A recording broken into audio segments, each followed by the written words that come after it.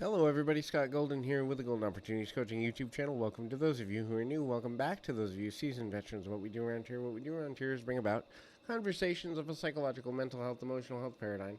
We try to do that as often as we can, usually several times per week, depending on scheduling and other interesting factors. In any event, we try to connect in that way on a consistent basis for your listening pleasure for a variety of reasons, not limited to the fact that, well, hey, we all want to connect and make things go in a positive direction whenever possible.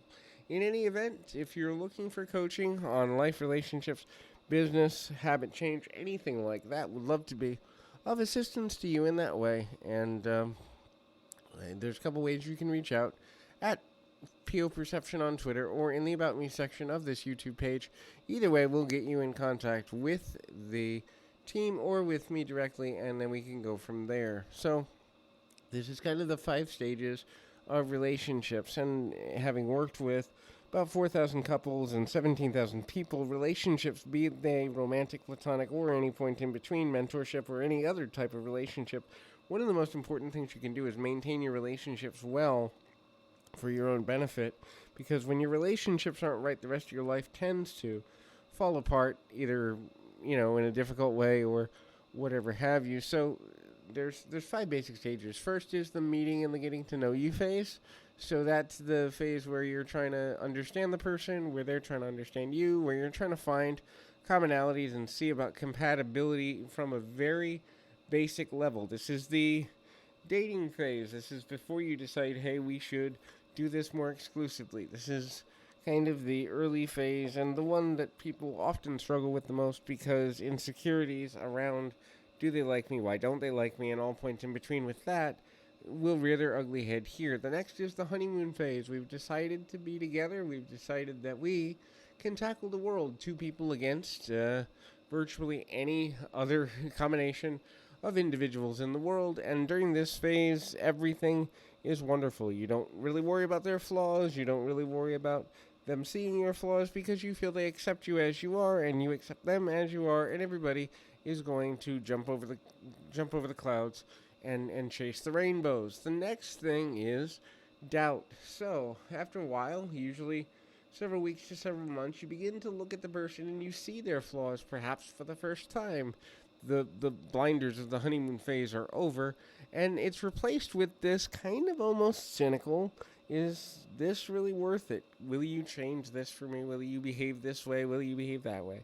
And the interesting thing is they're feeling the same way about you, and both of you feel that you're justified in your desire for the other person to change for your benefit. And so in reality, neither one of you really wants to change, but both of you are talking about kind of connecting on a level of, if the other person would just change, everything would get better, and then we begin to kind of get there. And then relationships often go into what I call the disillusionment phase. So because we've had the honeymoon phase and we know what that feels like, and the endorphins, the oxytocin, and all the positive things come through that honeymoon phase, we kind of go through withdrawal, and we think, is this all there is to a relationship? Is this all there is to the person? Is this all there is to being with this person, being involved in a relationship?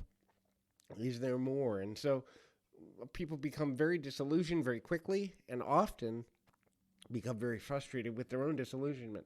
Am I broken? Are they broken? What's wrong with the situation?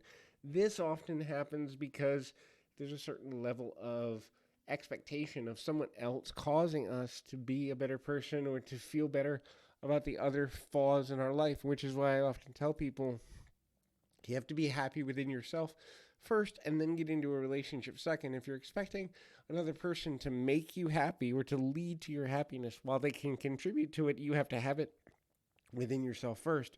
If you're expecting another person to be able to have that expectation, then it ultimately doesn't go very well at all. In any event, and then the last one is kind of the desire to make a commitment. So you kind of do the cost-benefit analysis. You look at the relationship and you say, hey, if I lose this person, I'm really losing something important to me. I'm losing support. I'm losing a partner. I'm losing a friend. I'm losing a best friend. I'm losing whatever I'm losing. And it's not worth it to me to go through that loss. And so I will accept them as they are. And those are the relationships where true acceptance happens. Those are the relationships that do last. If you're looking for kind of counsel and a bit and strategies to make your relationships last, I encourage you to reach out. Keep your feet on the ground, your mind in the moment. Till next time, everybody.